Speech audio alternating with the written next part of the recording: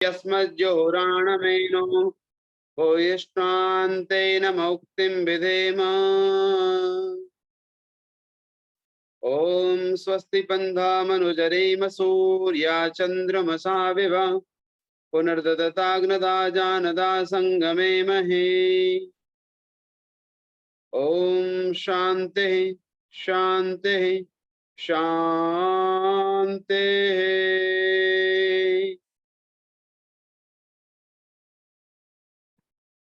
नमस्ते सभी को।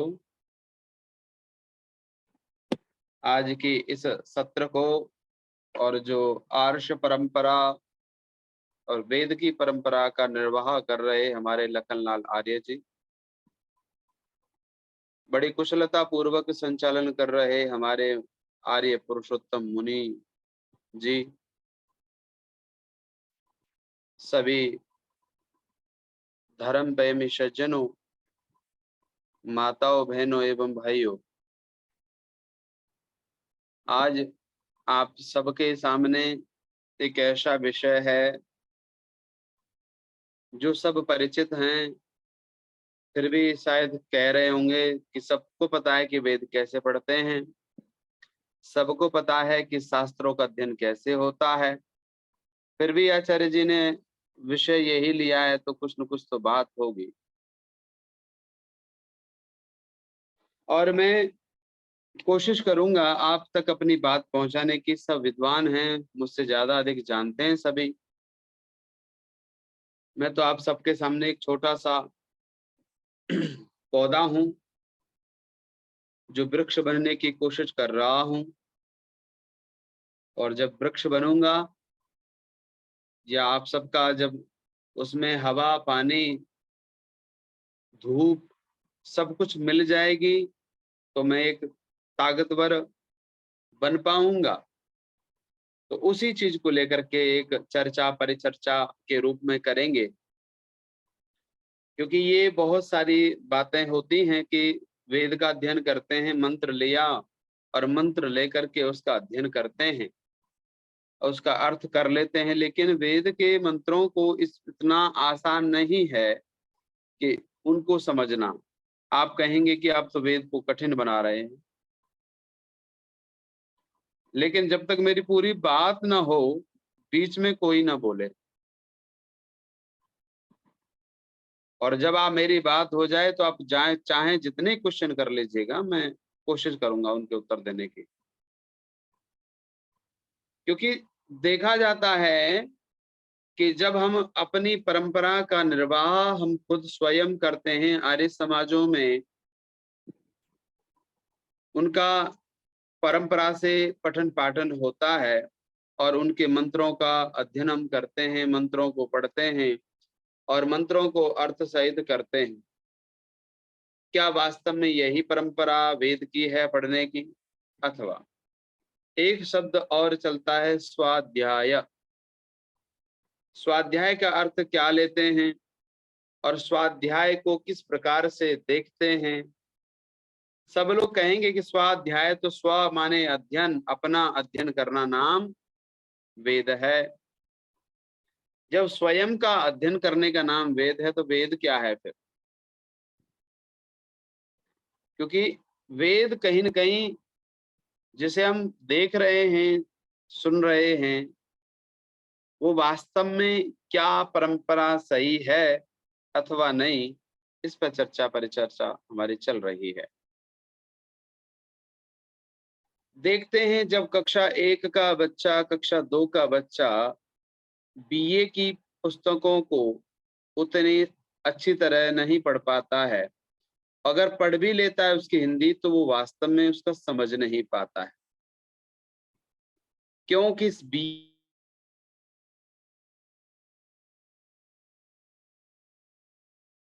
और उस स्तर को हम देखते हैं। और एक कक्षा 1 का बच्चा आता है और लेकर के बीए की पुस्तक को लेकर पढ़ने लग जाता है, और हम कहते हैं कि ये बच्चा तो बीए की पुस्तकों को बहुत अच्छी तरह पढ़ रहा है। पढ़ना और समझना दोनों में बहुत बड़ा अंतर है। आप किसी भी चीज को पढ़ सकते हैं, परंतु समझने के लिए आपके अंदर वो चीजें जो एक दायरा है, एक पैमाना है कि ऐसी ऐसी अवस्थाएं उस मनुष्य की होंगी तो उसको वेद समझ में आएगा, और ये अवस्थाएं उसके पास नहीं होंगी तो वेद समझने वाला नहीं है। फिर कह रहा हूं, मनुष्य मात्र के लिए है वेद, सरल भी है कठिन भी है, परंतु केवल सरल सरल को देखते रहें और कठिनता की ओर न जाएं, या केवल उसके जो हिंदी भाष्य है उसको पढ़ लें और उसकी मीनिंग देख लें और मीनिंग को देख करके कह लें कि वेद का भाष्य हो गया है या वेद के अर्थ को हमने समझ लिया है, तो शायद ऐसा मानना हमारा अविद्या से ग्रसित होगा।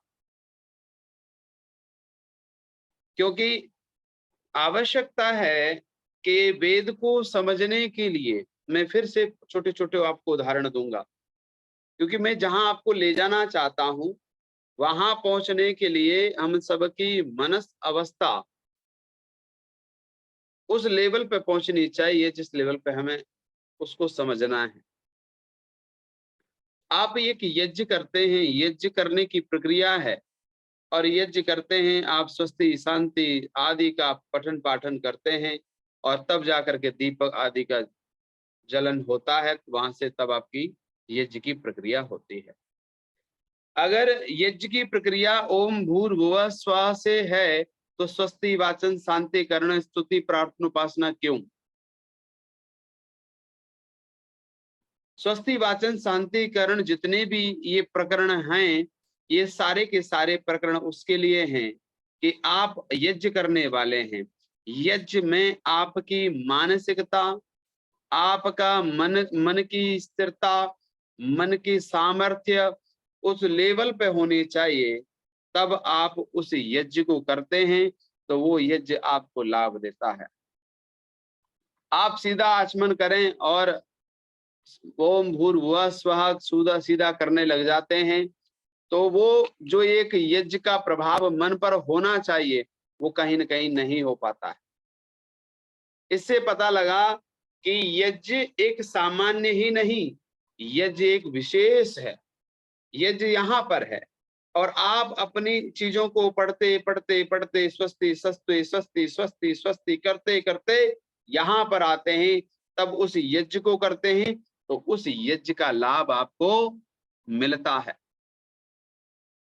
जिस प्रकार से प्रधानमंत्री को हमें अपने घर पे बुलाना हो तो व्यक्तिगत घर पे नहीं आएंगे, लेकिन समाज के द्वारा अगर निमंत्रण दिया गया है और भारत का जो एक प्रोटोकॉल है, प्रधानमंत्री का एक प्रोटोकॉल है कि जो नियम है कि जो उसकी स्थिति है उसकी स्थिति वाले लोग वहां पर होंगे तभी वो व्यक्ति वहां पर उपस्थित होता है, अन्यथा वे लोग ही अगर नहीं हो, प्रशासन न हो, एमएलए मंत्री सीएम आदि जो नहीं हो तो वो व्यक्ति यहाँ पर नहीं होता है।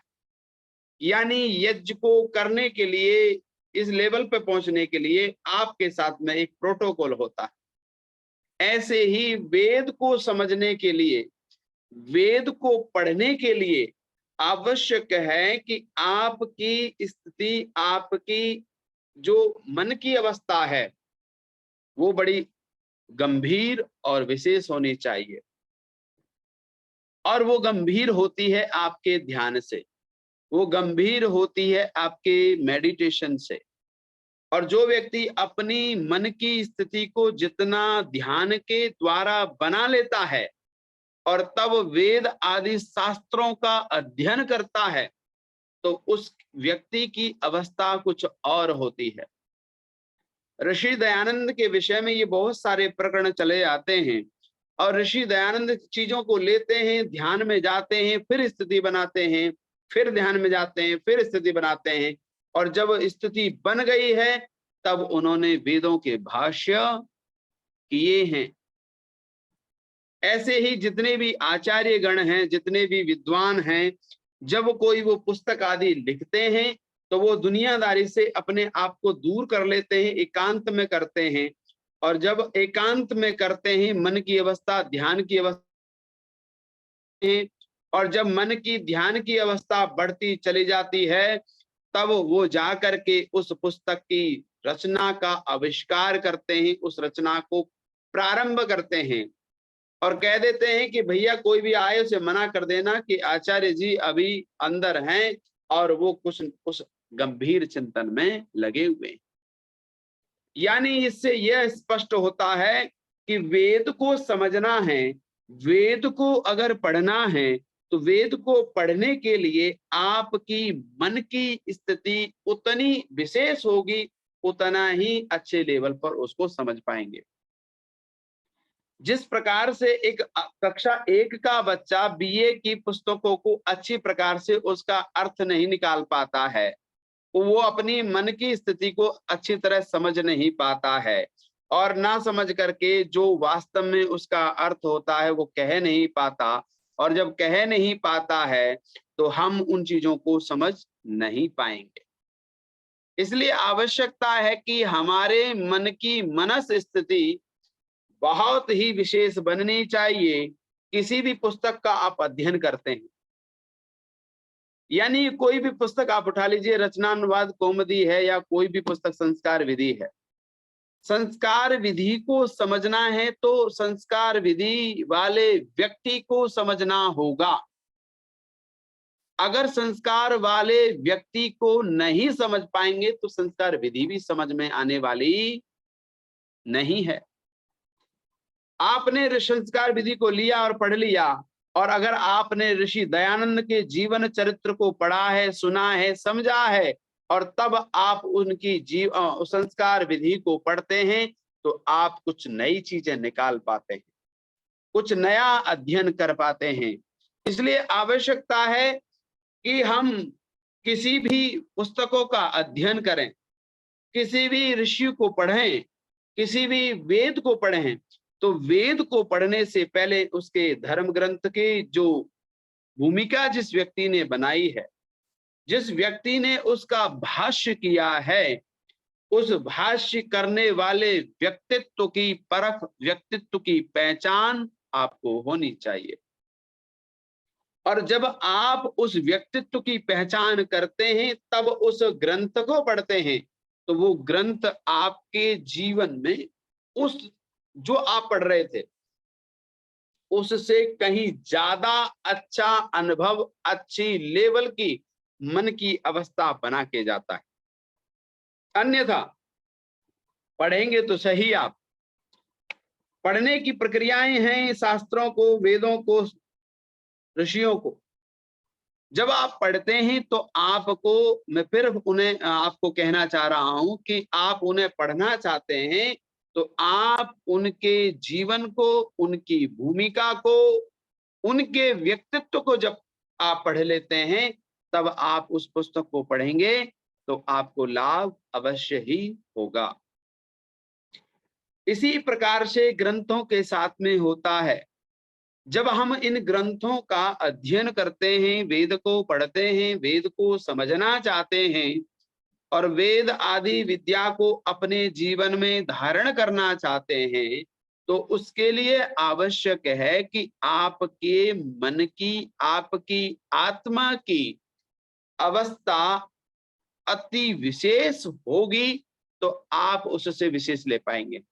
जैसे एक कुआं है और कुएं में आपने बाल्टी डाल दी है, आपकी बाल्टी छोटी है तो कम जलाएगा, आपकी बाल्टी में बहुत सारे छेद हो रहे हैं और आप उससे रस्सी को खींच करके जल्दी जल्दी जल्दी पानी निकाल करके अपने मटके को, अपने घड़े को, अपने किसी बर्तन को भरना चाहते हैं तो वो उसी प्रकार भरेगा। इसलिए कि जो हमारे अंदर के छिद्र हैं, जो हमारे अंदर की कमियां हैं, उन कमियों को दूर करके अपने मन की, अपनी आत्मा की, अपने विवेक को, अपने चित्त की अवस्था को, अपने अंतःकरण को शुद्ध करके हम उनका अध्ययन करते हैं, तब हमारे जीवन में उनका लाभ अत्यधिक पड़ता है। और वही प्रक्रिया हमें वेद तक, उन ऋषियों तक पहुंचाने का कार्य करती है। और जब हम उनको पढ़ पाते हैं तो हम समाज में, राष्ट्र में अपनी भूमिका सुनिश्चित कर पाते हैं। अन्यथा क्या होता है कि आपने ग्रंथ पढ़े, ग्रंथ आपकी समझ से बाहर हैं, आपने केवल उनको भार समझ के ढोया हुआ है और भार समझ के आप उनको जीवन में बोलते रहेंगे, कहते रहेंगे, लेकिन वास्तव में उनका जो आनंद है वो आनंद आपको तब ही प्राप्त होगा जब आप उनकी अवस्था को, उनकी विशेष परिस्थिति को जानते हैं। समाज आपके ज्ञान से लाभ हानित होता है, वो तब होता है जब आप अपनी स्थिति को, अपनी योग्यता को समाज के सामने रखते हैं और समाज तब उसका पठन पाठन करता है। इसलिए वेद का पठन पाठन करना है, वेद को समझना है, और वेद को समझने के लिए वेद की वास्तव में जो ऋषि दयानंद ने ऋग्वेद आदि भाष्य भूमिका एक पुस्तक लिखी है, सब आप जानते हैं, विद्वान हैं। ऋग्वेद आदि भाष्य भूमिका लिखी है। जिस प्रकार से किसी ग्रंथ को पढ़ना है उसकी भूमिका को पढ़ते हैं, भूमिका में बहुत सारा सारांश लिखा होता है और तब हम उसको आगे बढ़ते हैं। ऐसे ही महर्षि दयानंद सरस्वती जी ने एक पुस्तक लिखी जिसका नाम क्या है? ऋग्वेद आदि भाष्य भूमिका। ऋग्वेद को पढ़ना है, सामवेद को पढ़ना है, यजु को समझना है, अथर्व को समझना है, तो उनकी जो भूमिकाएं हैं, उनके जो विषय हैं, उन विषय को आपको समझना होगा। जब आपको ये पता ही नहीं है कि वेद में क्या है, आपको पता ही नहीं है कि वेद किस लिए हैं, आपको पता ही नहीं है कि अथर्ववेद का क्या विषय है, आप ऐसे पढ़ेंगे जैसे सत्यार्थ प्रकाश को पढ़ते हैं, लेकिन आपको पल्ले नहीं पढ़ता है। एक नया व्यक्ति जब सत्यार्थ प्रकाश पढ़ता है तो वो कहता है समझ में नहीं आया इसमें क्या लिखा है। और नए व्यक्ति के जीवन में अगर उसकी मन की स्थिति या उसके विचारों में बहुत अच्छी स्थिति नहीं है तो वो उसको समझ नहीं पाता और वो अपनी पुस्तक को अपने किस में रख देता है? अलमारी में। कहता है कि ये तुम्हारी समझ से बाहर है। और जब कोई चीज आपकी समझ से बाहर हो जाती है तब आप उसे समझने से डरते हैं, तब आपको वही चीज भारी लगने लग जाती है, उसी में अरुचि पैदा होने लग जाती है। और जब आपकी उसके प्रति अरुचि पैदा होती है तो आप धर्म ग्रंथों को तो अपने जीवन में रखते हैं, धर्म ग्रंथों को अपने कमरे में तो रखते हैं, परंतु वो किस में रहते हैं? एक काठ की अलमारी में रहते हैं। जो वेद का ज्ञान है, ईश्वरीय ज्ञान है, सारी सृष्टि का जिसमें भंडार भरा हुआ है, वो कहां पर है? वो केवल और केवल एक अलमारी में सजी हुई पुस्तकों में रखा रहता है। जब हमारे घर पे कोई आता है और वो देखता है पुस्तकों को तो कहता है कि बहुत बढ़िया पुस्तकें हैं, तो कहते हैं जी मैंने वहां से खरीदी है, मैंने वहां से ली है, मैंने वहां से ली है।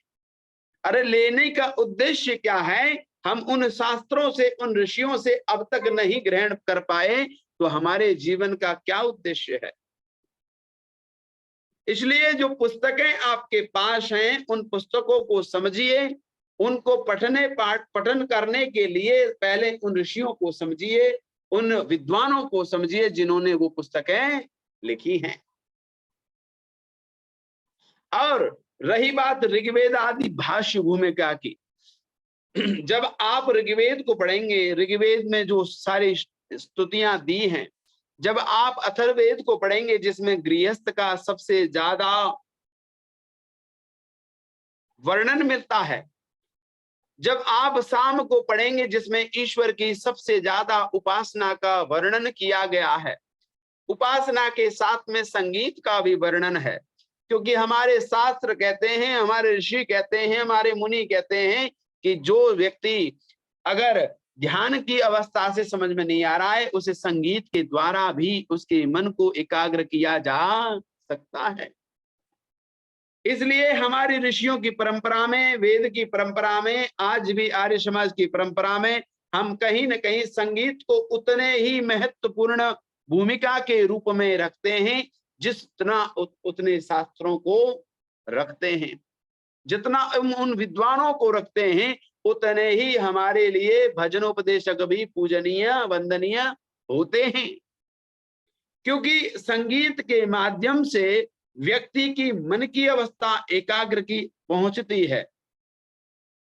इसलिए आवश्यकता है कि शाम को समझना है तो संगीत को समझें। कहते हैं जिसको रोना आ गया उसको गाना आ गया, और जिस व्यक्ति को रोना नहीं आया वो गा नहीं सकता है, और जो गा नहीं सकता है उसका आनंद भी नहीं ले सकता है।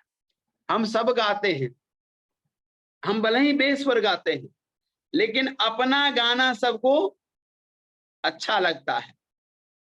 जब भी आप गाते हैं, जब भी आप सुनते हैं तो आप गुनगुनाते हैं, और जब गुनगुनाते हैं तो आपको कहीं न कहीं आपके हृदय में, आपके मन में, आपके अंतःकरण में कहीं न कहीं सुख मिलता है, और जब तक सुख मिलता है तब तक आप उस भजन को, उस गाने को, उस संगीत को गाते रहते हैं। इसलिए आवश्यकता है कि हम जो गाएं, हम अपने जीवन में जो धारण करें, उनके लिए ऋषियों की परंपराओं को अपने जीवन में किस प्रकार से उनका महत्वपूर्ण भूमिका है, उस भूमिका को समझें, उन ग्रंथों को समझें। उन महर्षि दयानंद ने जो ऋग्वेद आदि भाष्य भूमिका की पुस्तक है उसको समझें। लेकिन ऋग्वेद आदि भाष्य भूमिका पुस्तक को भी समझने के लिए आपने अन्य ग्रंथों को पढ़ा है, आपने विद्वानों के जो पुस्तक हैं उनको पढ़ा है, तभी आपको ऋषि दयानंद समझ में आएंगे। इसलिए हमें आवश्यकता होती है कि उनके ग्रंथों को समझने के लिए अपने मन की, अपने आत्मा की अवस्था को परिपक्वता की ओर ले जाने की आवश्यकता है। हम कहीं न कहीं इन आदतों में पड़े हुए हैं, जिन आदतों के कारण हम छूट नहीं पा रहे हैं। ऐसी ऐसी आदतें हमारी बन गई हैं जिन आदतों के कारण व्यक्ति चाह कर के भी उन धर्म के कार्यों को, उसके जीवन का जो लाभ हो सकता है उसको भी नहीं कर पाता है। क्यों? क्योंकि वो आदत से मजबूर है, आदत से लाचार है। और जो व्यक्ति अपने शरीर के साथ में आदतें बनाएगा वो व्यक्ति अपने जीवन के विकास नहीं कर सकता।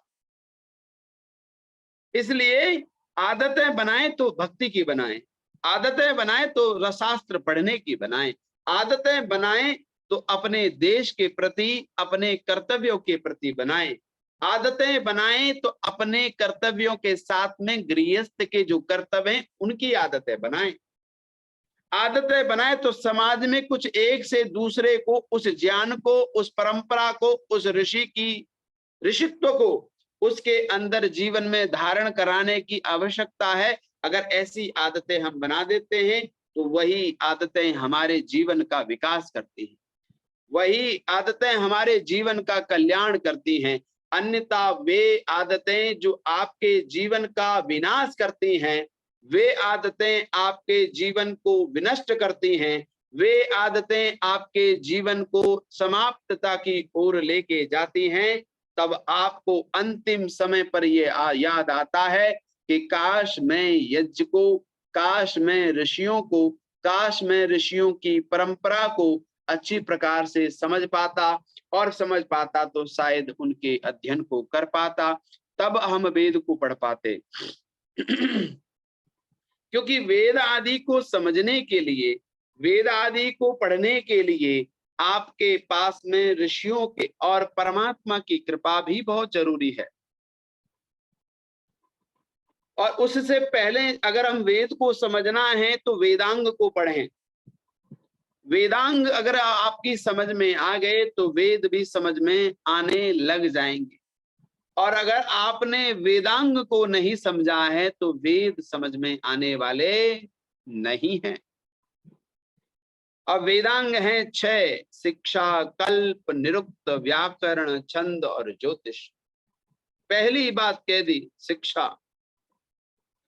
शिक्षा वो है कि आपके शब्दों से जो बनने वाली भाषा है,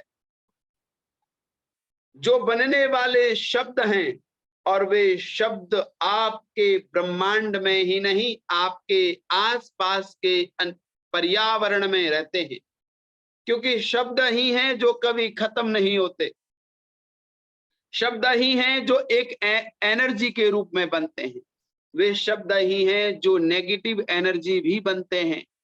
और हम अगर घर में नेगेटिव चीजों को लेकर के, बुराइयों को लेकर के ज्यादा चर्चाएं करेंगे, तो उस घर में कलह, उस घर में झगड़े, उस घर में समस्याएं ज्यादा होंगी, उस घर में बीमारियां ज्यादा होंगी, उस घर में मन के विकार सबसे अधिक होंगे। इसलिए उन विकारों से बचने के लिए, उन विकारों से अपने आप को छुड़ाने के लिए आपको वेद का अध्ययन करना चाहिए, आपको ऋषियों को समझना चाहिए। आप जब ऋषियों को समझेंगे तो आपको लगेगा कि मैं उस कुएं से, उस बाल्टी में जितना आप ग्रहण कर पा रहे हैं, अब आपकी बाल्टी जितनी बड़ी होगी, जितनी सुरक्षित होगी, आप उस कुएं से उतना ही अधिक जल ले पाते हैं। ऐसे ही वेद एक कुआं है, वेद एक भंडार है, और जो व्यक्ति उस भंडार से जितना ग्रहण कर लेता है, उसका जीवन उतना ही अच्छा बन जाता है। इसलिए कहते हैं ना कि माता पिता जो होते हैं वो भी वेद हैं, क्योंकि जो 60 साल में माता पिता ने, 70 साल 80 साल में जो माता पिता के पास अनुभव हैं, उन अनुभवों को एक पुत्र, एक पुत्री अपने पिता से, अपनी मां से कितनी चीजें ग्रहण कर पाता है, कितनी चीजें उनसे ले पाता है, कितने अनुभव उनसे अपने जीवन में धारण कर पाता है, ये महत्वपूर्ण विषय है। कि जैसे हमारे संस्कार विधि में लिखा है ना कि बच्चे को क्या बनाते हैं, त्वम वेदो असि। क्या कहते हैं कि तू वेद है। तुझे मैं क्या बनाना चाहता हूं, वेद बनाना चाहता हूं। क्यों? अरे कोई कहता कि राम बना दो, कोई कहता कृष्ण बना दो, कोई कहता दयानंद बना दो, लेकिन क्या कहा, नहीं, तुम वेदोसी, मैं तुझे वेद के रूप में देखना चाहता हूं। क्योंकि जितने भी ऋषि निकले हैं, जितने भी राम कृष्ण हैं, वो सब के सब किससे हैं, वेद से हैं। वेद उनसे नहीं है, वेद से वे हैं, उनकी पहचान वेद से है। इसलिए अगर हम अपने माता पिता से, कि जो हमारे वेद हैं, जिन्होंने आदर्शता का जीवन जिया है, उनके अनुभवों से, उनके जीवन से, उनकी सेवा करते हुए हम उनके अंदर से, उनकी अंदर की आत्मा से जितनी कृपा, जितना आशीर्वाद, जितने अनुभव उनसे हम लेते हैं, वो भी एक वेद के रूप में ही होते हैं। इसलिए परमात्मा का स्वरूप भी माता पिता को कहा है, क्योंकि परमात्मा भी पिता और माँ है, और हमारे जो माता पिता हैं वो भी परमात्मा के स्वरूप में ही होते हैं। और कहा कि परमात्मा का स्वरूप है, परमात्मा के स्वरूप में माता पिता हैं। और वेद को क्या कहा कि वेद ईश्वरीय वाणी है। जब माता पिता के मुख से, जब गुरुओं के मुख से वो वेद वाणी निकलती है, तो वे उस समय ईश्वर हो जाते हैं। क्या हो जाते हैं? ईश्वर हो जाते हैं, भगवान बन जाते हैं। और जब व्यक्ति, अब हम ऋषियों को क्यों कहते हैं महान, क्योंकि उन्होंने उस वेद को जीवन में धारण किया, और धारण करके उन्होंने उनका वाचन किया मुख से, और मुख से वाचन किया तो कह दिया कि ये भी वेद है। जिन ग्रंथों को ऋषियों ने लिखा है उन ग्रंथों को भी आप क्या कहते हैं? ये ग्रंथ ऋषियों के हैं, ये ग्रंथ ईश्वरीय कृत हैं। क्यों? क्योंकि वो परमात्मा आपके जैसे आपके जीवन में कभी न कभी सरस्वती मुख पर बैठती है और आप बोलते हैं, वो हो जाता है।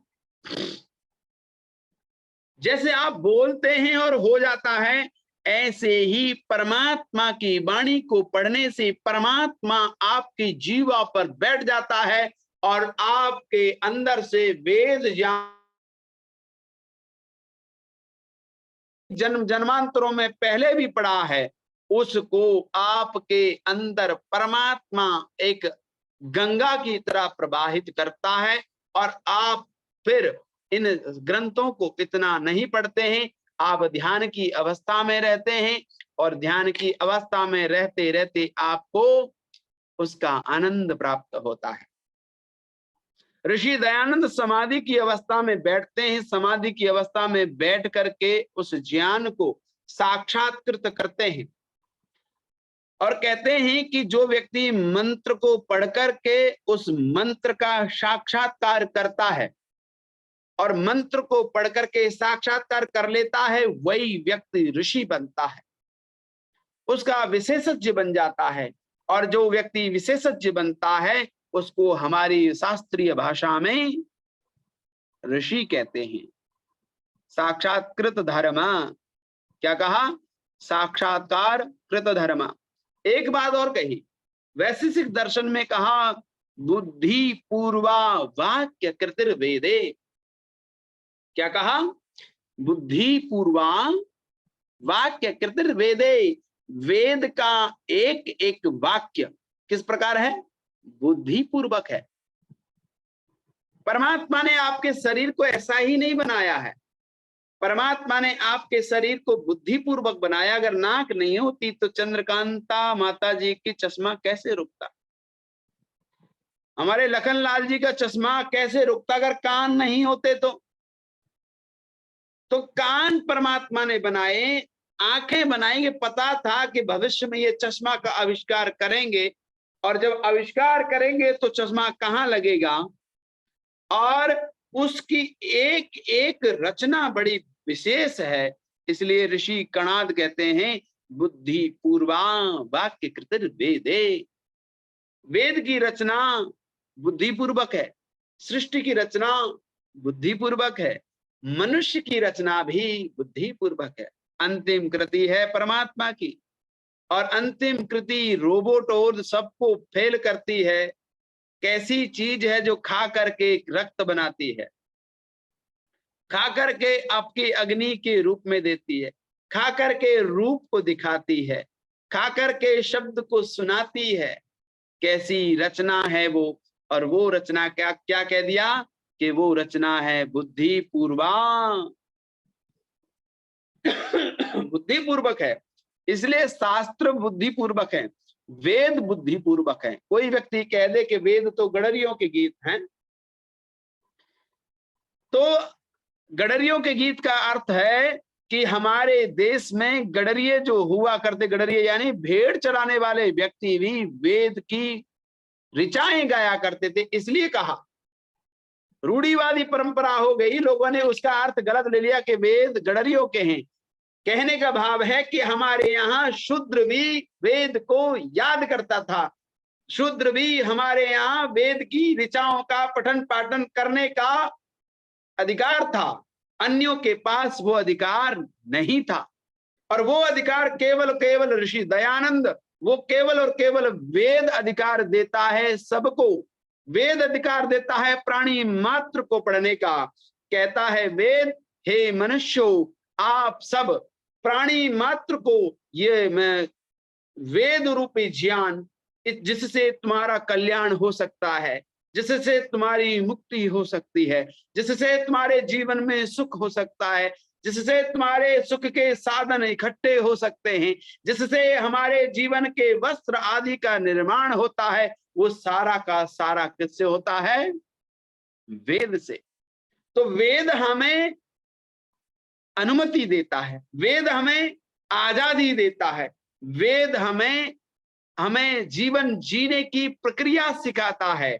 और उस प्रक्रिया को जब हम सीखते हैं, चलते हैं, और वही प्रक्रिया आपके जीवन में आपको आनंद प्रदान करती है। और जब आपके जीवन में आनंद प्राप्त होता है, तब कहते हैं कि हाँ, कि सृष्टि की रचना बुद्धिपूर्वक है। आप कहते हैं कि भैया परमात्मा ने बड़ा अजीब मनुष्य को बनाया है, जिसके अंदर बुद्धि भी दी है, जिसके अंदर विवेक भी दिया है, जिसके अंदर चित्त भी दिया है, अंतःकरण भी दे दिया कि किसी चीज को जानना है, समझना है। लेकिन ये सारी की सारी चीजें पशुओं के पास नहीं है। पशुओं के पास, सांप के पास कान नहीं है, कुछों के पास आंख नहीं है, कुछों के पास जीवा नहीं है, किसी के पास नासिका नहीं है। लेकिन मनुष्य मात्र के पास परमात्मा ने सारी की सारी इंद्रियां, और इंद्रियां इसलिए दी कि आप वेद ज्ञान को पढ़ सकें, इसलिए दी कि आप ना विद्या विना सुख्यम नरणम जायते ध्रुवम, कि जो ठहराव का सुख है, उस ठहराव सुख को आप केवल और केवल विद्या से प्राप्त कर सकते हैं, केवल और केवल वेद ज्ञान से प्राप्त कर सकते हैं। उन ऋषियों की परंपरा से हम उसको ग्रहण कर सकते हैं।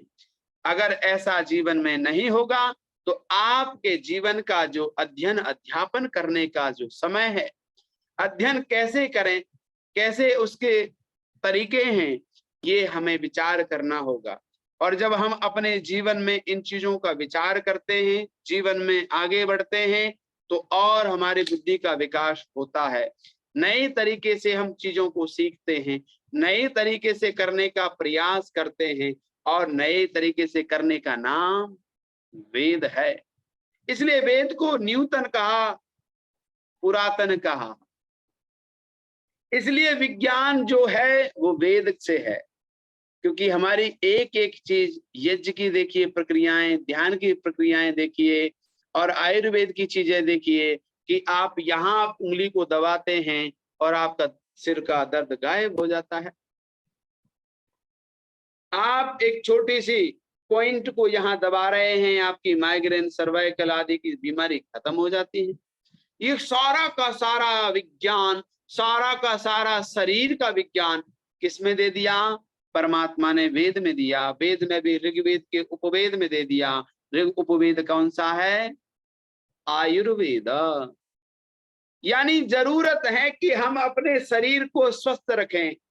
शरीर को स्वस्थ रखने के लिए आपके जीवन में विद्या होनी चाहिए, आपके जीवन में स्वास्थ्य से संबंधित विद्या होनी चाहिए, आपके जीवन में धन कैसे आए वो विद्या होनी चाहिए, आपके जीवन में अपने छत को कैसे रक्षित रख सकें कि हमारे ओलों से वर्षा होगी, इससे वर्षा होगी तो उससे हम अपने आप को सुख कैसे दे सकते हैं, उससे कैसे बच सकते हैं, वो सारा का सारा ज्ञान उस वेद में है। और उस वेद को जब हम पढ़ते हैं, हम और वेद को पढ़ करके उस एक एक मंत्र के अध्यात्म, आदिदैविक, आदि भौतिक, और भौतिक के अलावा भी विज्ञान परक अर्थ भी ऋषि लोग करते हैं। और उन ऋषि लोग जब इनका अर्थ करते हैं तो उनका आनंद हमको, हमारी ऋषि परंपरा को मिलता है। इतना ही कह करके मैं फिर से कहूंगा कि हमें वेद आदि को पढ़ना चाहिए, वेद को समझना चाहिए, और वेद को समझने से पहले ऋषियों को समझें।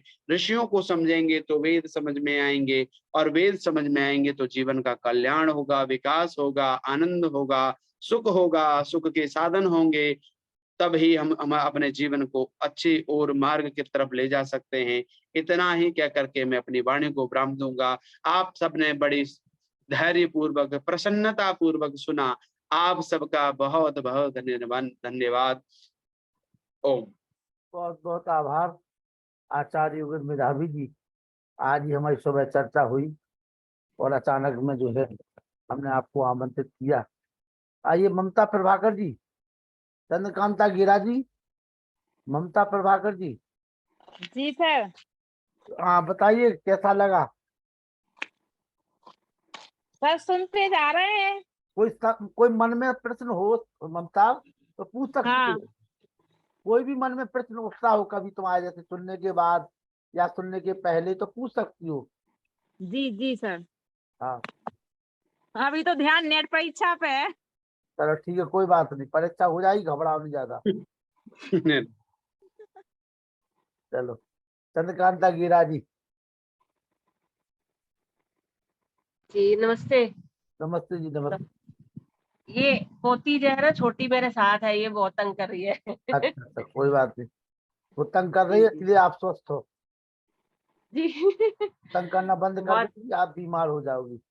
जी जी जी जी जी। हम तो आपको धन्यवाद करते हैं कि एक ईश्वरीय प्रेरणा से आप बहुत अच्छा कार्य कर रहे हैं, और बहुत ही अच्छे अच्छे रत्न हीरे मोती हम लोग के सामने चुनकर लाते हैं, और बहुत ही ज्ञानवर्धन होता है।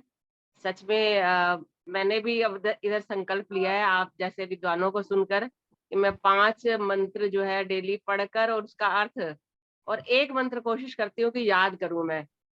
तो आप जैसे विद्वानों को सुनकर ही प्रेरणा मिली है। बहुत बहुत धन्यवाद। बहुत बहुत आभार। आइए प्रेम से सेवा जी।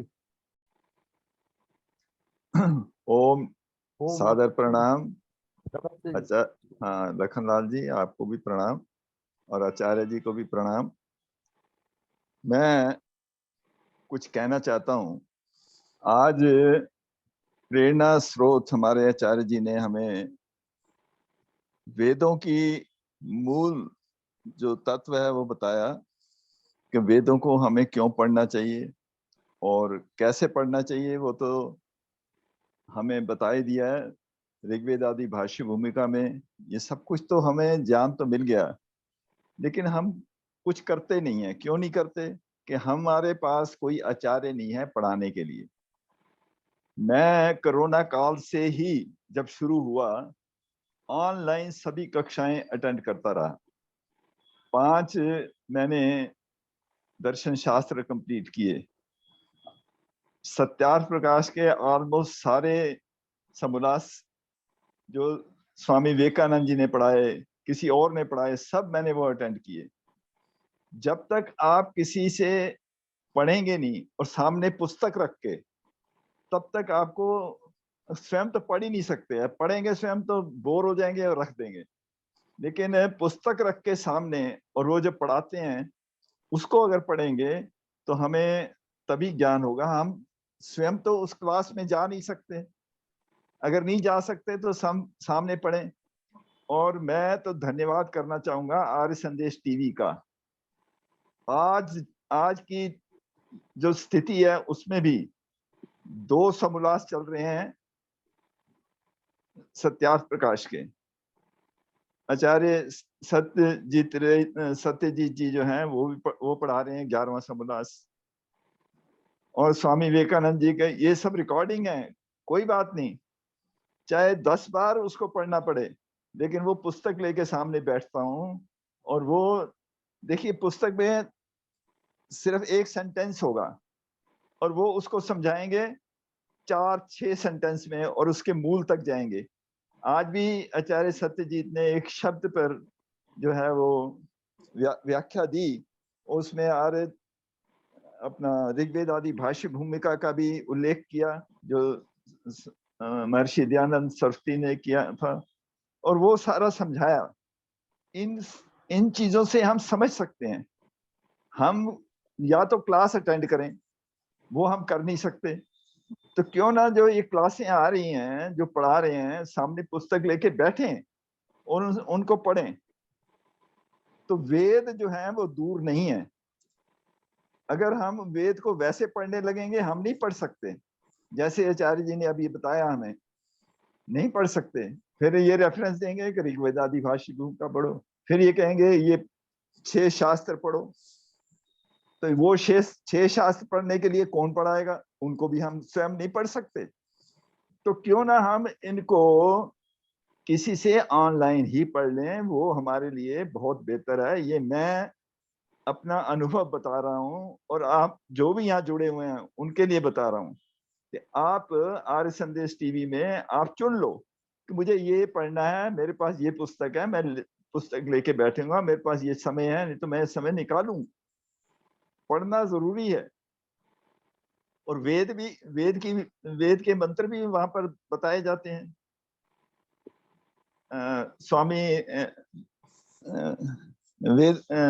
देवव्रत जी वो वेद पढ़ा रहे हैं।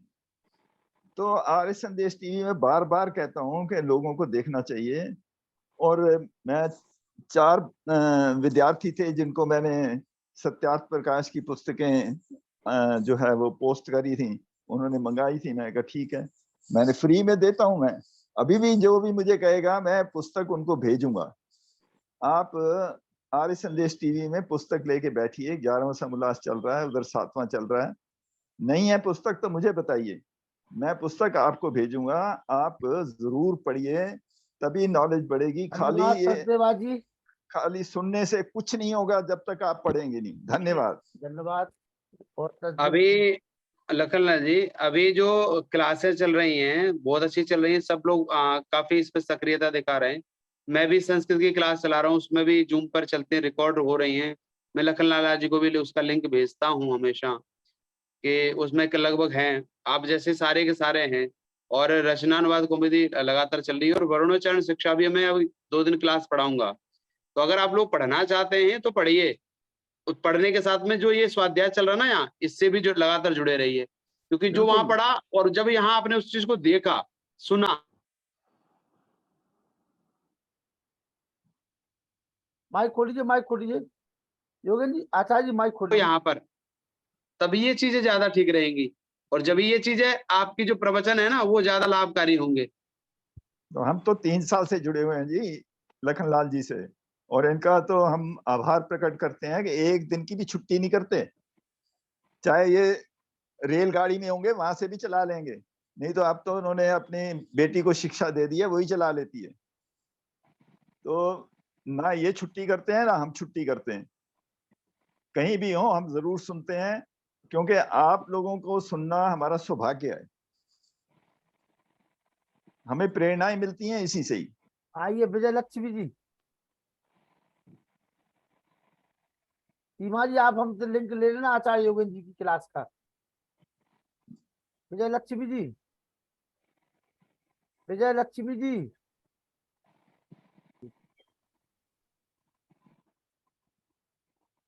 विजय लक्ष्मी जी।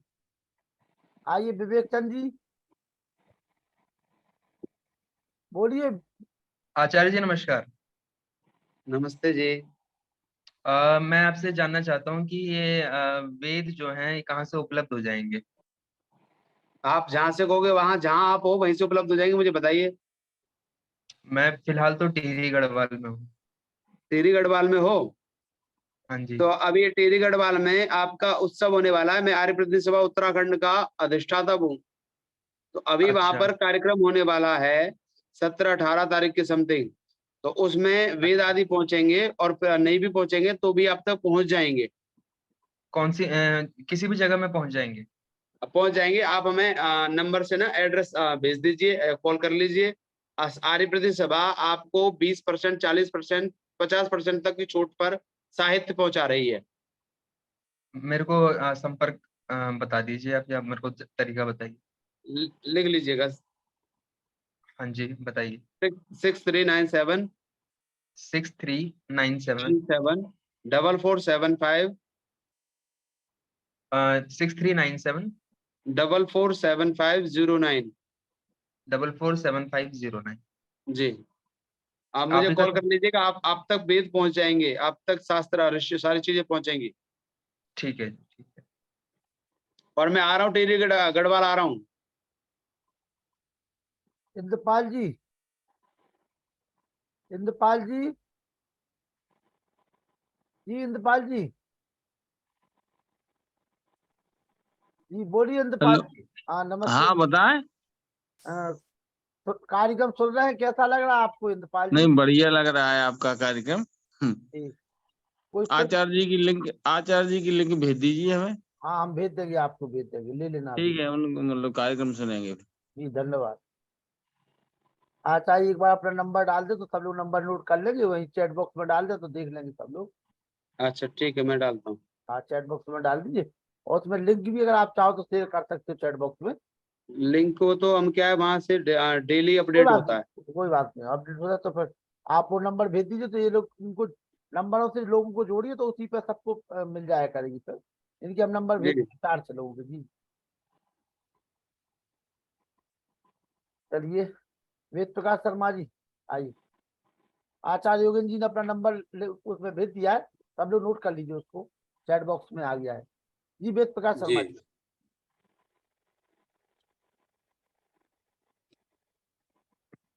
बहुत सुंदर प्रवचन हमारे आचार्य प्रवर जी ने दिया।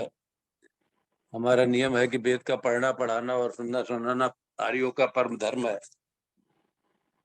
और हमारे एक श्रोता थे, उनके लिए वेदों की जरूरत थी, उसके लिए भी उन्होंने बिल्कुल सहज कर दिया।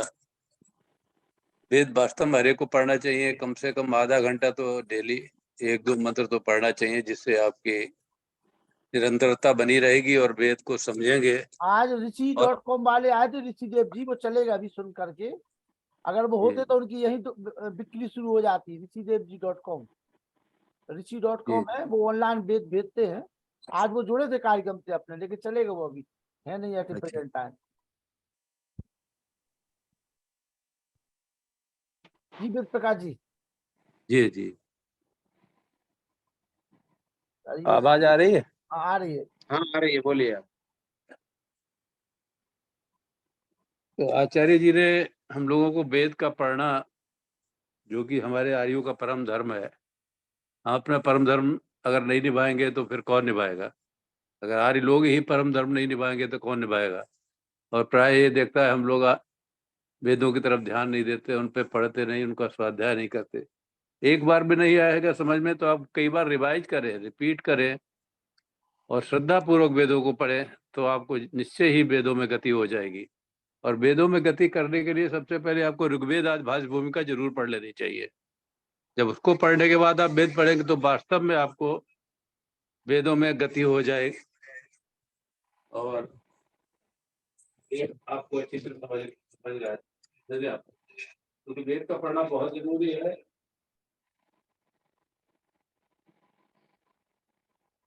ज्ञान नहीं होगा तब तक आपको मोक्ष की प्राप्ति नहीं होगी। ऋतो ज्ञानान मुक्त है, आपको ऋत ज्ञान तो जरूरी प्राप्त करना पड़ेगा। इस जन्म में प्राप्त कर ले तो अच्छी बात है, वरना जब तक आपका ऋत ज्ञान नहीं होगा, आपके पास वेदों का ज्ञान नहीं होगा, तो मोक्ष की प्राप्ति बहुत ही मुश्किल है। तो इसके लिए आचार्य प्रवर को, जिन्होंने बिल्कुल ही हमारी अहम चीज परम धर्म को बताया, उसके लिए बहुत साधुवाद, कोर्सा प्रणाम, नमन, अभिनंदन, वंदन। उषा साहा जी, उषा जी जी कहिए। आइए। कैसा लग रहा कार्यक्रम आपको? व्यासचंद्र शास्त्री जी ने जोड़ा है ना? जी जी बहुत अच्छा लगा तो जी। नमस्ते। और भी अपनी बहनों को जोड़िए आप सर।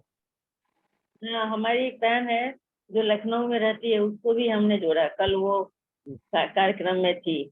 जी जी जी मौसी वगैरह हो, बुआ वगैरह हो, मामा मामी हो, है ना, सबको जोड़ो। चलिए। बहुत अच्छा लगा।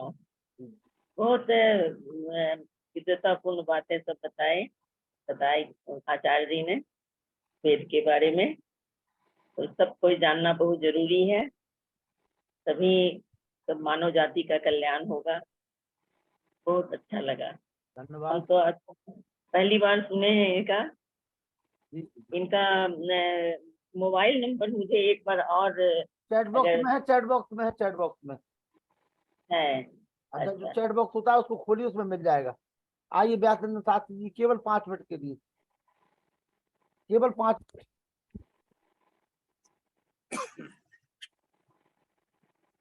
ओम इंद्रं वर्धन्तो अप्सुरः कृण्वन्तो विश्वमार्यम् अपघ्नन्तो अरावणः। ओम शांति शांति।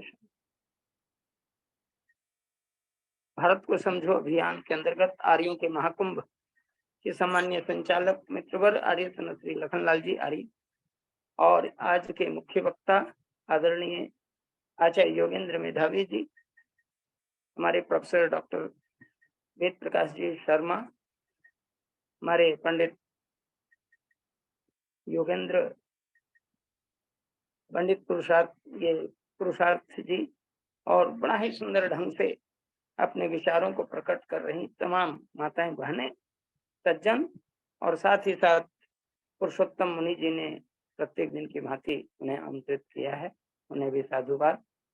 देखिए, वेद परम कारुणिक प्रभु का सृष्टि के आदिकाल का सबसे महानतम ग्रंथ है और संसार के लिए इतनी महत्वपूर्ण पुस्तक दूसरी है ही नहीं।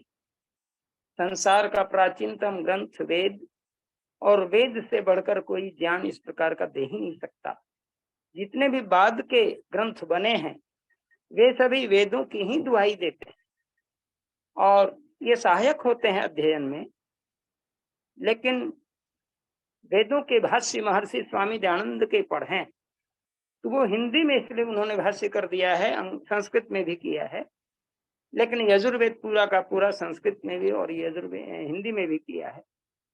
ऋग्वेद को भी उन्होंने प्रारंभ 6-7 मंडल तक ऋग्वेद के संस्कृत और हिंदी दोनों के भाष्य मिल रहे हैं और आर्य समाज के महनीय विद्वानों ने पंडित जयदेव विद्यालंकार, स्वामी हरिश्चंद्र सरस्वती, हरिश्चंद्र विद्यालंकार और इसके साथ ही साथ सत्यव्रत सिद्धांतालंकार, ऐसे महारथियों ने और अंग्रेजी में भी भाष्य स्वामी सत्य प्रकाशानंद सरस्वती के प्राप्त हैं, जो जिस भाषा में पढ़ना चाहें पढ़ सकते हैं। देखिए, सबसे बड़ी बात आज हम लोग को जाननी चाहिए, जिस पर दृष्टिपात किया है आचार्य श्री ने, सचमुच जीवन के अंतिम लक्ष्य मोक्ष की प्राप्ति के लिए वेदों का स्वाध्याय व चिंतन परम आवश्यक और वेद ही सृष्टि के आदिकाल का अक्षर ब्रह्म की ओर हमें ले जाता है। जो लोग समझते थे कि अक्षर ब्रह्म कैसे है, इसको आप वेदों के पठन पाठन से समझ जाएंगे। आप ऋग्वेद के पहले ही मंत्र को देखिए, ओम अग्निमितं यज्ञस्य देव ऋत्विजं होतारं रत्नधातमं, और अंतिम मंत्र है ओम सनत्पितेव सूनवेग्ने सुपायनो भव सचस्वानः स्वस्तये।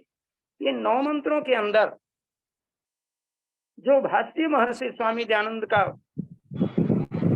बहुत ही सुंदर भाष्य है और उस भाष्य को यदि व्यक्ति मेहनत करके पढ़े तो हम समझते हैं कि कोई अन्य ग्रंथ की आवश्यकता नहीं होगी, लेकिन महर्षि दयानंद जानते हैं कि लोग अनमनस्क जी रहे हैं, उनको वेद में गति कम है, इसलिए उन्होंने, जैसा कि आपने सुना कि ऋग्वेदादि भाष्य भूमिका लिख करके वेदों के गहन विषयों को सरल बनाते हुए उन्होंने जो ग्रंथ लिखा है, इसको पढ़ लेने से हमें बहुत सारे वेद के ज्ञान में अधिगत की प्राप्ति होती है, उसमें हम गमन करते हैं आसानी से और वेदों के स्वाध्याय चिंतन की ओर बढ़ते हैं।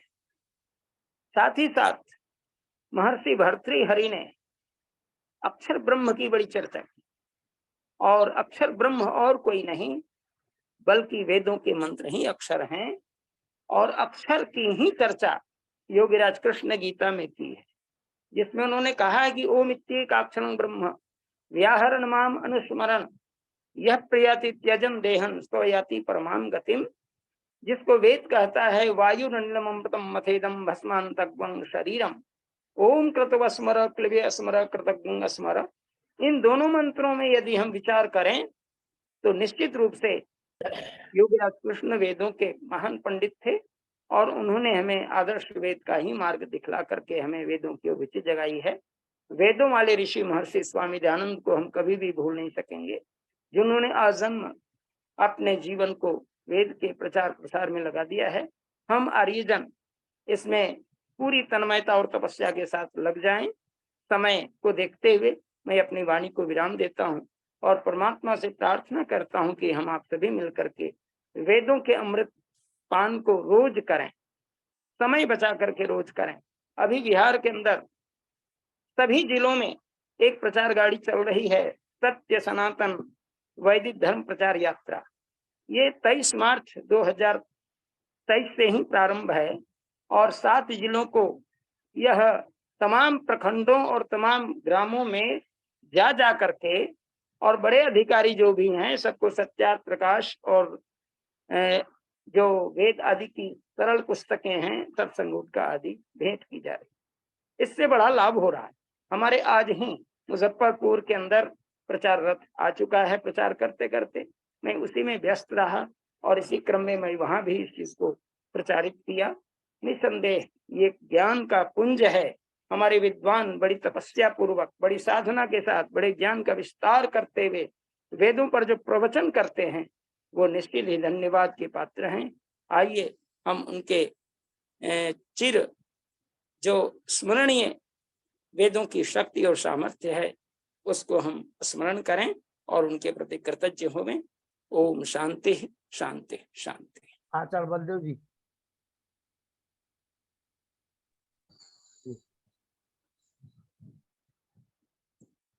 सभी ऋषि पुत्र और पुत्रियों को प्रणाम। नमस्ते। लखनलाल जी का विशेष स्वागत। हमें ये टाइम देते हैं, कितना सौभाग्य है, हमें 2-4 अक्षर बोलने को मिलते हैं और हजारों शब्द सुनने को मिलते हैं। आचार्य योगेंद्र जी से मेरा सवाल है, आपने कहा वेदों को ज्ञानो और वेदों को लिखने वालों को जानो, तो अग्नि, वायु, आदित्य और अंगिरा ये ऋषि हैं, तो इन्हें कैसे जान सकते हैं? अग्नि, वायु, आदित्य और अंगिरा ये ऋषि हैं, इन्हें कैसे जान सकते हैं? और आज गीता पर 1000 टीकाएं उपलब्ध हैं, तो जिन्होंने भी टीकाएं लिखी इनका मतलब उनके सबके मन वे मनस्य हैं, वो सब एक बात को एग्री नहीं करते हैं, तो उन 1000 आदमियों को हम कैसे जान सकते हैं? और 1000 टीकाएं, मुझे लगता है हमारा जितना समाज है शायद हम 1000 आदमियों के नामों को भी याद नहीं रख सकते। और एक प्रश्न आचार्य जी से है, व्यास जी से। गीता पे उन्होंने उस दिन कहा कि गीता निष्काम कर्म की शिक्षा देती है, तो मेरा ये मानना है कि भगवान श्री कृष्ण ने कहा धर्म संस्थापनार्थाय संभवामि युगे युगे, जब उनकी इच्छा है कि मैं पैदा होता रहूं, मोक्ष में ना जाऊं, तो वो तो निष्काम कैसे हो सकता है? ये आचार्य जी से जानना था। इति ओम शांति। अब आप एक एक प्रश्न पूछेंगे तो मैं सारा उत्तर देने की कोशिश करूंगा। आपने कहा वेद को समझने के लिए, तो वेद जिन ऋषियों ने लिखे हैं, अब वेद के ऋषियों को अग्नि, वायु, आदित्य इनको तो आप नहीं समझ सकते, लेकिन जिन्होंने भाष्य किए उन भाष्यकारों को तो आप समझ सकते हैं।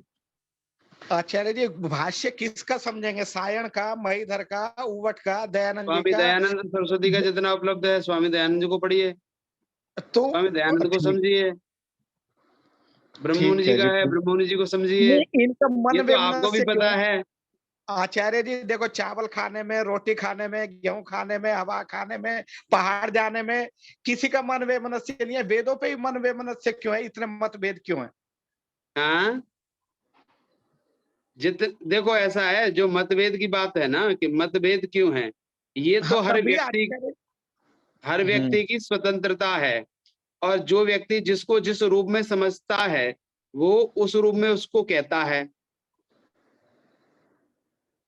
अब आपकी समझ मेरी समझ अलग है, और जो उसको वेद को समझने वाले पौराणिक जगत में चले जाइए, वो वेद को कुछ और रूप में समझते हैं, वो पढ़ते नहीं है, वो एक लाइब्रेरी के रूप में रखते हैं उनको, और पढ़ते पुराणों को नाम देते वेदों का। तो वेद को जब तक हम प्रॉपर तरीके से पढ़ना, अध्ययन अध्यापन का तरीका नहीं अपनाएंगे, वहां परंपरा केवल और केवल श्रुति परंपरा है कि आपने याद कर लिया, मैंने याद कर लिया, लेकिन उसका अर्थ जो होना चाहिए या कुछ और चीजें होनी चाहिए वो तो नहीं है। न तो वहां व्याकरण आपका पाणिनि का पूर्ण रूप से चलता है, वहां लघु सिद्धांत कौमुदी का अध्ययन का ज्यादा चलता है। तो जब एक विधि विधान के द्वारा चीजें चलती हैं तब ये चीजें हो पाती हैं। और देखो ये संसार है, इस संसार में आप सोचो कि सब ऋषि दयानंद जैसे बन जाए, कभी नहीं हो सकता, कभी हो ही नहीं सकता। आचार्य जी एक प्रश्न और, जिस मोबाइल से आप बात कर रहे हैं हमें आपके दर्शन प्राप्त हो रहे हैं, इस पे कोई मतभेद नहीं। आप यूएसए से चलिए, सऊदी अरब जाइए, नेपाल जाइए, गरीब से गरीब देश में जाइए, वो जूम पे ही चलेगा, गूगल मीट पे ही हमारे इतने मन वे मनस्य क्यों है? माने एक गीता तो चलो सबको समझ में आती है, 1000 टीकाएं, तो कोई हमारी एक कार्य परिषद हो, आप जैसे विद्वान लोग बैठे हैं, वो फिक्स करें जी नहीं ये चलेगा। विज्ञान के नियम तो जूम आप छोटा सा शब्द है, एक तो जूम पे ही तो आप हम उसके सब चल उसके रहे हैं। लिए तो सारे विद्वानों को जिस प्रकार से लखनलाल जी का प्रयास ऐसा है, और उसमें अगर हम सब लोग मिलकर के करें तो सारे विद्वानों को बिठा करके किया जा सकता है। हाँ, वो साइंस को तो नहीं करना पड़ रहा है ना। एक मोबाइल के लिए लगता है 3 सेकंड में, या वो रिकॉर्ड बनाते हैं मोबाइल के 3 मिनट में बिक गए जी। तो वेद ऐसे क्यों नहीं बिकता, मैं ये और डॉक्टर व्यास जी से भी यही प्रश्न पूछना चाहूंगा मैं, कि क्यों नहीं हमारी विद्या ऐसे हो रही है। और जबकि हम कहते हैं आदि देव भी हम है, पुराण पुरुष भी हम है, सनातन भी हम है, और आधुनिकता से हम हारते जा रहे हैं।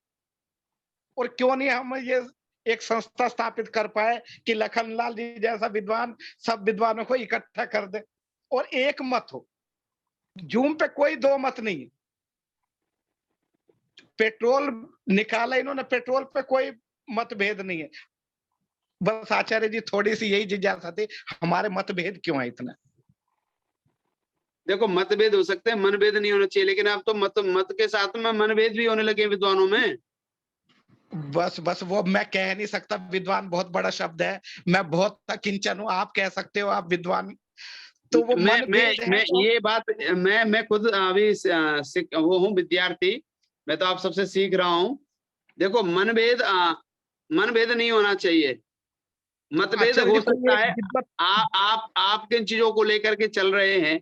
और देखो बहुत सारी परंपराएं रही हैं कि कोई कृष्ण यजुर्वेद को लेकर के चला है, कोई शुक्ल को लेकर चला है, वो आपका समझ है। जैसे बलदेव जी आप खुद हैं, आप मैं नहीं हो सकता कभी भी, और मैं आप नहीं हो सकते।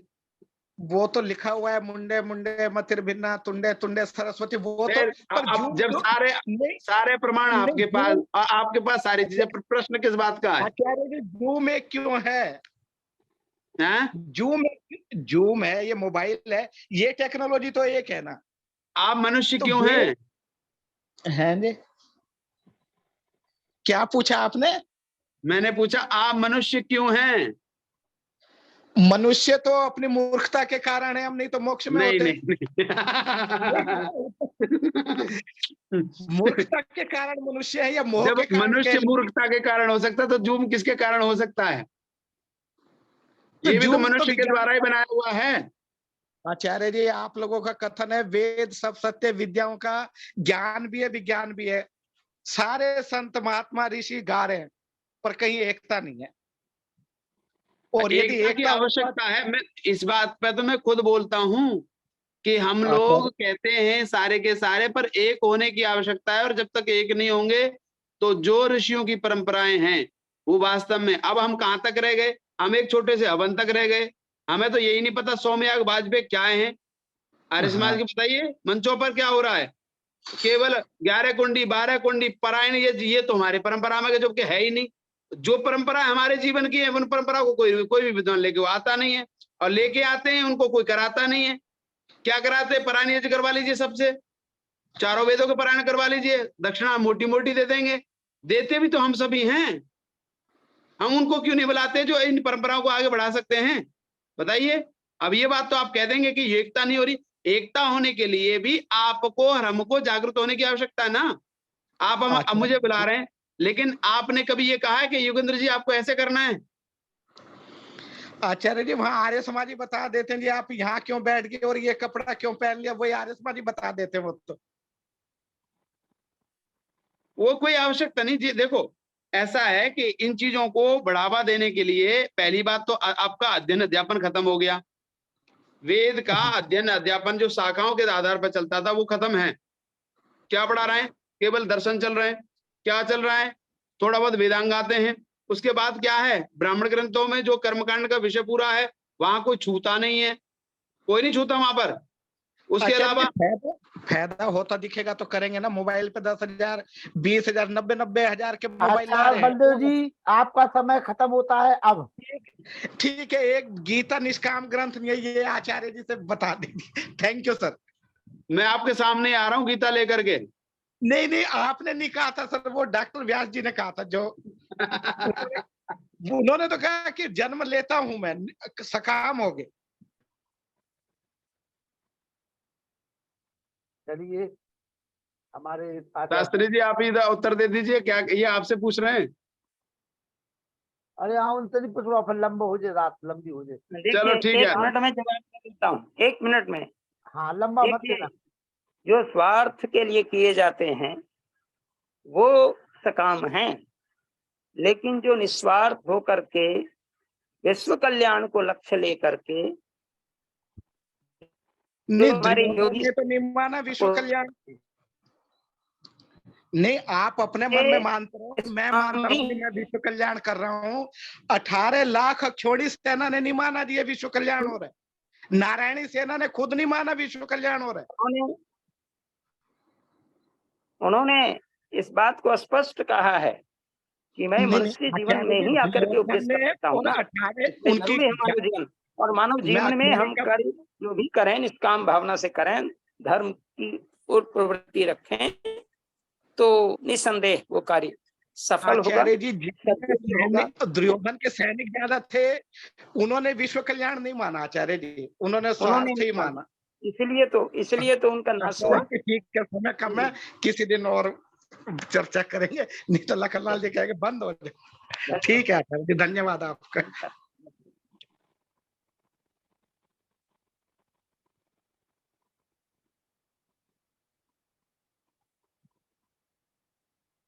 हरि अनंत कार्य हरि कथा अनंता, बलदेव जी। ठीक है आचार्य जी, आपका कोटिशः धन्यवाद, नमन। कभी आपसे और कुछ सीखते रहेंगे। धन्यवाद आप। आइए, रिटायरमेंट कब है बलदेव जी आपको?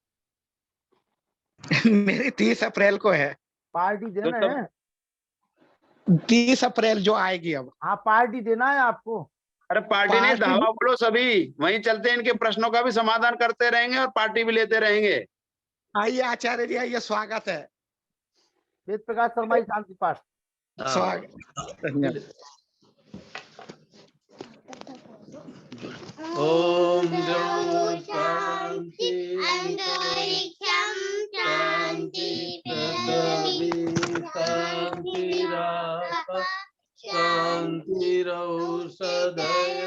शांति वनस्पतय शांति विश्वेदेव शांति ब्रह्म शांति सर्वं शांति शांतिरेव शांति सामा शांतिरेधि ओम शांति शांति शांति।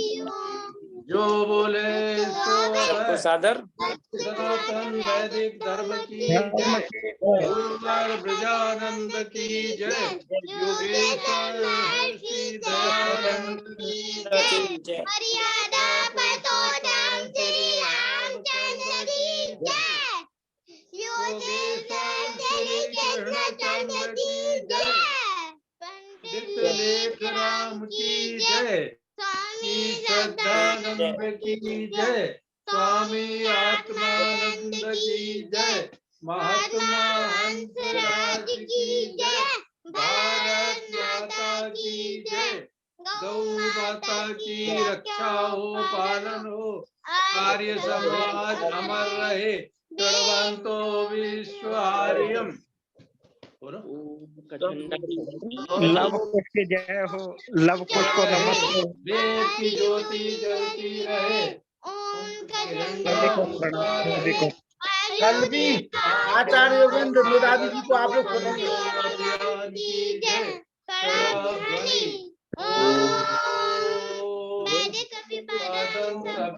नमस्ते जी। कल आचार्य योगेंद्र मेधावी जी को सुनेंगे आप लोग। लव कुश जी को नमस्ते जी, लव कुश जी को नमस्ते जी, सबको प्रणाम। नमस्ते सभी को, शिवरात्रि। बहुत प्यारे बच्चे हैं ये, अपने दादा का नाम रोशन करेंगे।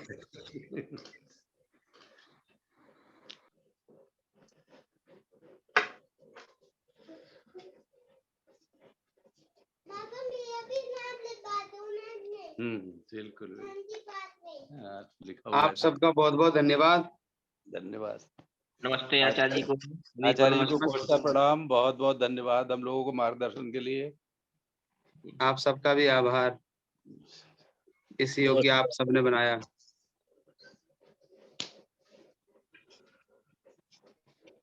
पहले फिर से सुनेंगे आचार्य योगेंद्र मेधावी जी के लिए। शुभ रात्रि। शुभ रात्रि, नमस्ते सभी को पुनः। विमलेश जी को नमस्ते।